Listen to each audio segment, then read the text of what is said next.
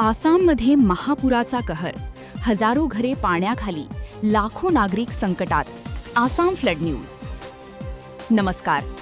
आसाममध्ये निसर्गाने अक्षरशः थैमान घातला आहे. मुसळधार पावसामुळे ब्रह्मपुत्रा आणि इतर नद्या धोक्याच्या पातळीवरून वाहत आहेत. अनेक जिल्ह्यांमध्ये पूरस्थिती गंभीर झाली असून हजारो घरे पाण्याखाली गेली आहेत. लाखो नागरिकांचे जनजीवन विस्कळीत झाले आहे. मृतांचा आकडाही सातत्याने वाढत आहे. आसाममधील अनेक गावे पूर्णपणे पाण्याखाली गेली आहेत. रस्ते, पूल आणि संपर्क व्यवस्था कोलमडली आहे. अनेक कुटुंबे घर सोडून सुरक्षित ठिकाणी स्थलांतरित झाली आहेत.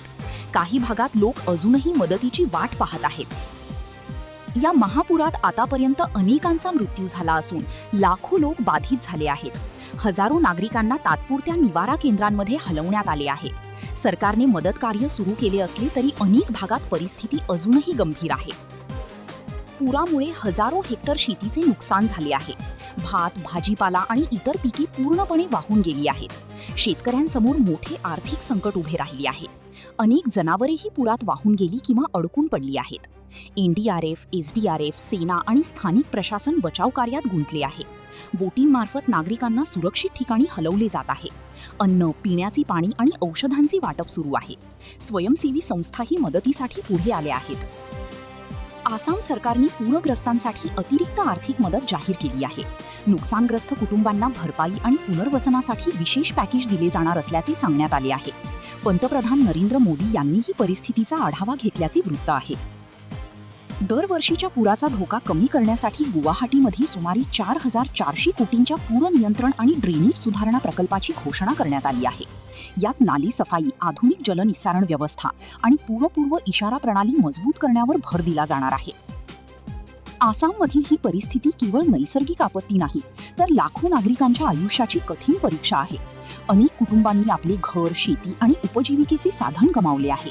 आता सर्वांचे लक्ष बचाव, पुनर्वसन आणि भविष्यात अशा आपत्तींचा परिणाम कमी करण्याकडे लागले आहे.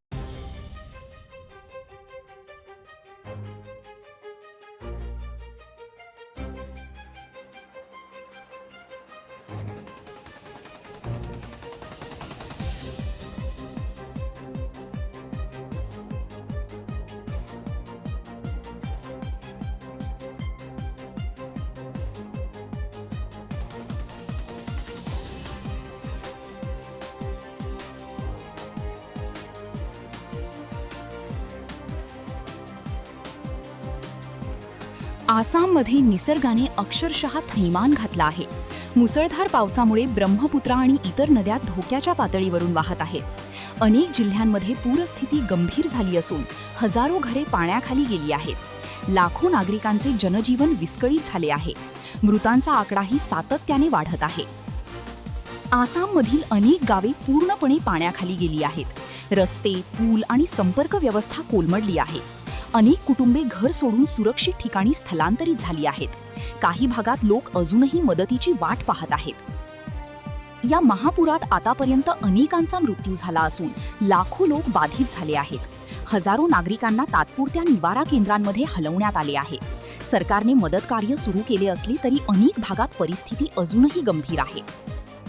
पुरामुळे हजारो हेक्टर शेतीचे नुकसान झाले आहे. भात, भाजीपाला आणि इतर पिके पूर्णपणे वाहून गेली आहेत. शेतकऱ्यांसमोर मोठे आर्थिक संकट उभे राहिले आहे. अनेक जनावरेही पुरात वाहून गेली किंवा अडकून पडली आहेत. एनडीआरएफ, एसडीआरएफ, सेना आणि स्थानिक प्रशासन बचाव कार्यात गुंतले आहे. बोटींमार्फत नागरिकांना सुरक्षित ठिकाणी हलवले जात आहे. अन्न, पिण्याचे पाणी आणि औषधांचे वाटप सुरू आहे. स्वयंसेवी संस्थाही मदतीसाठी पुढे आल्या आहेत.